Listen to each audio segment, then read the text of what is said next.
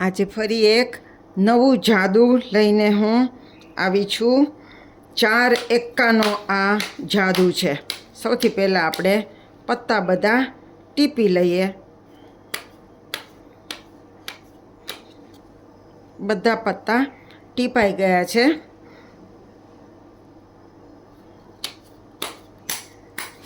હવે ઉપરથી થોડા થોડા પત્તા લઈને 4 ઢગલી કરવાની છે।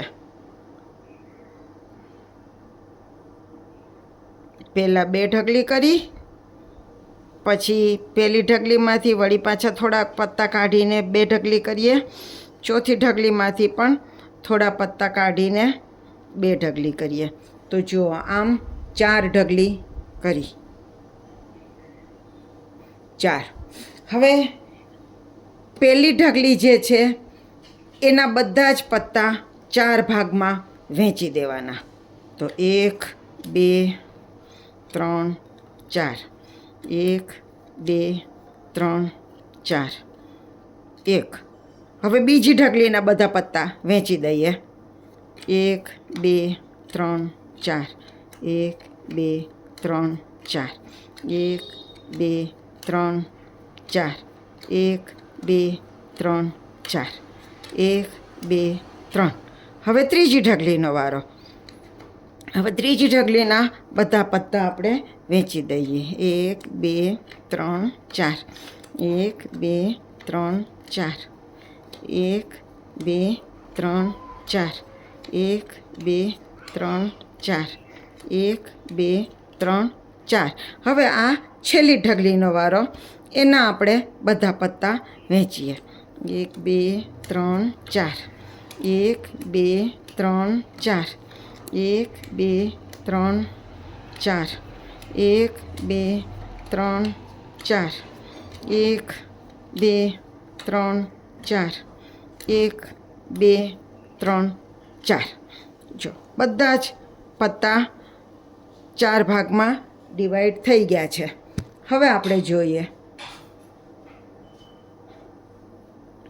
કે આ બધાનું પહેલું પત્તું કયું છે।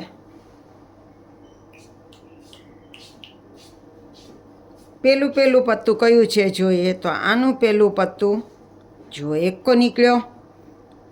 આનું પહેલું પત્તું એ દૂડી નીકળી।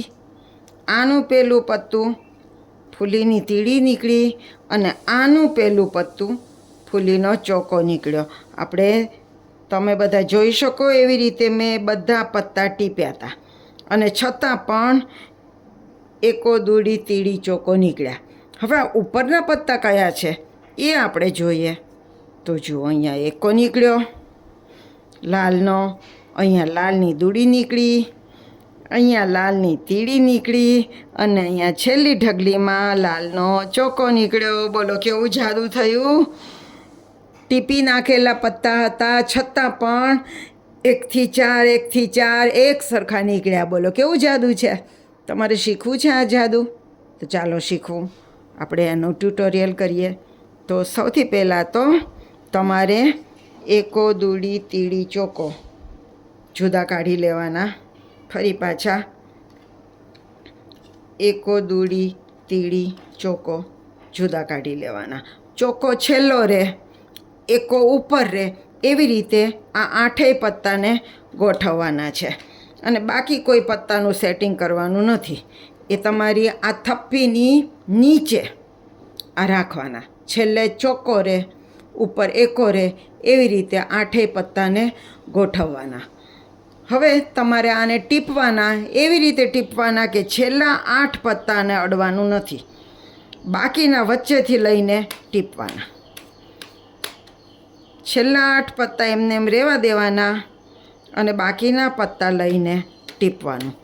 સૌને એમ જ લાગે કે આપણે બધા પત્તા ટીપીએ છીએ, પણ નીચે જો એમને એમ રાખવાના। કાતર મારવી હોય તો કાતર મારવામાં પણ નીચેના પત્તા વિખાઈ ન જાય એનું ધ્યાન રાખવાનું અને કાતર મારવાની। તો અહીં આગળ આપણે આ પત્તા ટીપાઈ ગયા છે। હવે આપણે 4 ભાગ કરવાના। પહેલાં 2 ભાગ કરીએ, પછી 2માંથી બીજા 2 કરીએ આમાંથી પણ બીજા 2 કરીએ. તો આ છેલ્લા ભાગમાં 4 એ 4 પત્તા આપણા નક્કી કરેલા 1 થી 4 1 થી 4 છેલ્લી ઢગલીમાં છે. એ બરાબર યાદ રાખવાનું કે આ ઢગલીમાં 1 થી 4 પત્તા લાલના અને ફૂલીના આપણે જે નક્કી કર્યા હોય એ છે. હવે આ પહેલી ઢગલી લેવાની, એના 4 ભાગ કરવાના.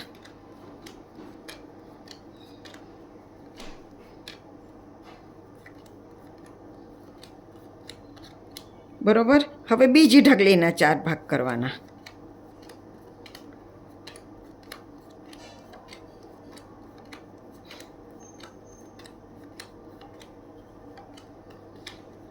હવે ત્રીજી ઢગલીના 4 ભાગ કરવાના.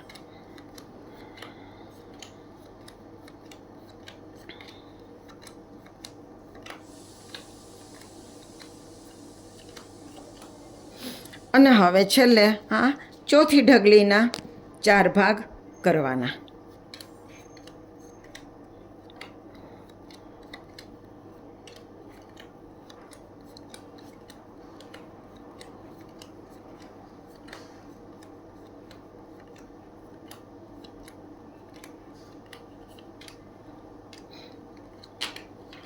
આમાં દર વખતે એકો દૂડી તીડી ચોકો એમ જ નીકળે એવું કાંઈ જરૂરી નથી, કારણ કે ઢગલી તો આપણે અઠે જ કરતા હોઈએ છીએ, ગણતરીથી નથી કરતા હોતા, એટલે આડું અવળું પત્તું નીકળી શકે.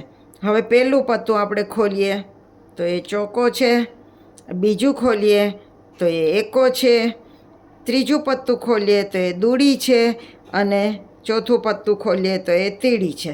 ટૂંકમાં એકો દૂડી તીડી ચોકો 4 પત્તા નીકળી ગયા છે. અને ઉપરની લાઈનના પત્તા પણ આની જેમ જ નીકળશે. તો અહીંયા ચોકો નીકળ્યો, પછી એકો નીકળ્યો, પછી દૂડી નીકળી, અને છેલ્લે તીડી નીકળી. તો જો સરખું જ નીકળે છે. તો આવી રીતે તમે પણ આ જાદુ કરી શકશો. સરસ છે ને, સહેલું છે, મજા આવે એવું છે. તો તમે પણ તમારા બાળકોને આવું જાદુ કરીને બતાવજો. અને તમને કેવું લાગ્યું આ જાદુ એ મને કોમેન્ટ્સ કરીને જણાવજો. મારી ચેનલને સબસ્ક્રાઈબ કરજો નવા જોનારા હો તો. અને ગમ્યું હોય આ જાદુ તો લાઈક કરવું ભૂલતા નહીં. તો નવા જાદુ સાથે આપણે ફરી મળશું. આવજો.